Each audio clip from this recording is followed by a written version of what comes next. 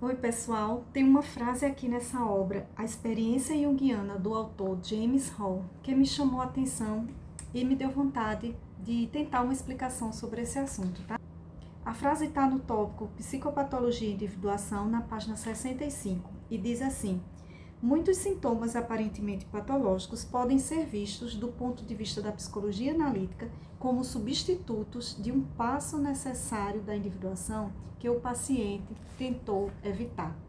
Bom, pessoal, primeiramente aqui se refere à visão que a psicologia junguiana tem dos sintomas ditos patológicos, como não como patologias ao pé da letra, mas sim como produtos que o inconsciente engendra, vamos dizer assim, a fim de direcionar a pessoa no caminho da individuação. Isso é bem básico na nossa teoria, né? Que sintomas psíquicos são produtos do inconsciente cujas mensagens a gente vai buscar compreender e não eliminar de pronto. Daí vem esse apontamento de que muitas vezes os sintomas psíquicos são uma substituição dos passos necessários da individuação, nas palavras aqui do texto. Por sinal, pessoal, James Hall se baseia aqui no próprio Jung, tá? Conforme a gente vê, por exemplo, no volume 11 das obras completas. Inclusive, eu tenho um vídeo mais antigo explicando exatamente uma citação de Jung nesse sentido, que diz assim: a neurose é sempre um substituto do sofrimento legítimo, tá? Retirada lá daquele volume 11. Bom, voltando aqui para o tópico psicopatologia e individuação, James Hall traz a seguinte explanação.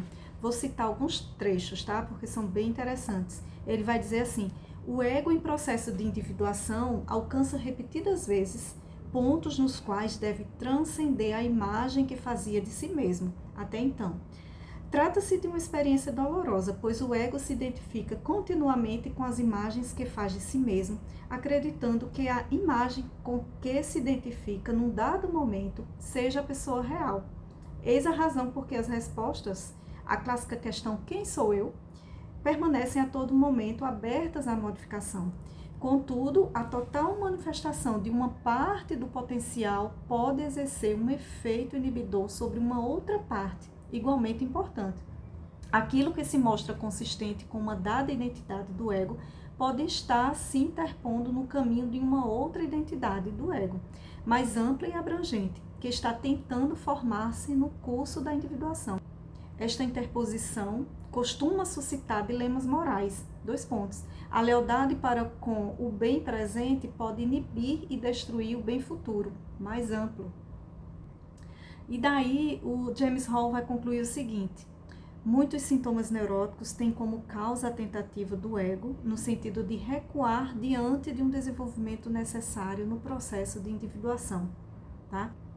Gente, é com base nisso que, para a teoria junguiana, as neuroses ou sintomas psíquicos de modo geral, nem sempre, mas geralmente, elas têm um objetivo positivo, um propósito, já que esses sintomas acabam forçando o ego a enfrentar esses passos, né, ou tarefas necessárias à individuação, tá? Ou seja, o ego que prefere a zona de conforto tenta fugir do desenvolvimento e o inconsciente produz sintomas neuróticos com o propósito de exigir desse ego o desenvolvimento, com o propósito de forçá-lo a seguir na caminhada, por mais árdua que seja, tá?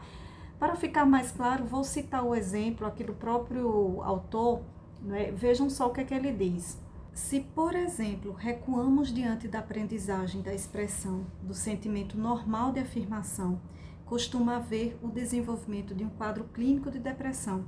Na superfície, pode parecer que a depressão foi causada por eventos externos. Só através da compreensão analítica podemos ver que se trata antes ou também de uma questão de tomada de consciência e de integração das próprias potencialidades. A partir de um ponto de vista junguiano, portanto, costuma ser importante atravessar a depressão, vivenciando o conflito interno até chegar a uma solução, e não apenas lidar com os sintomas da depressão até que eles deixem de existir. Então, pessoal, com minhas próprias palavras agora a respeito desse exemplo que ele deu aqui no livro, não é? É tipo assim, a pessoa, por exemplo, o indivíduo precisa desenvolver a capacidade de se colocar na vida de modo mais assertivo, expressar uma atitude afirmativa perante as demandas da vida. Mas o ego, identificado com sua imagem atual de alguém fraco ou exageradamente pacífico, por exemplo, evita fazer os esforços necessários para começar a ser mais firme ou assertivo. Tá? Daí, propositalmente, o inconsciente engendra um quadro de depressão. Aí a pessoa acredita que ficou depressiva porque o mundo lá fora tá terrível, horrível, que a vida tá péssima, coisa e tal. Só que não, pois se trata, na verdade, de uma necessidade interna de integrar aquela potencialidade. Quer queira, quer não, o ego vai ser forçado a se desenvolver. É a ordem natural da vida, tá? E finalizando agora, aqui ainda com um trecho do livro que eu achei bem incrível, veja só como é que ele vai dizer. Essa abordagem de atravessar a depressão em lugar de reprimi-la ou de tratar apenas os sintomas que ela apresenta, não significa que a pessoa simplesmente suporta o sofrimento.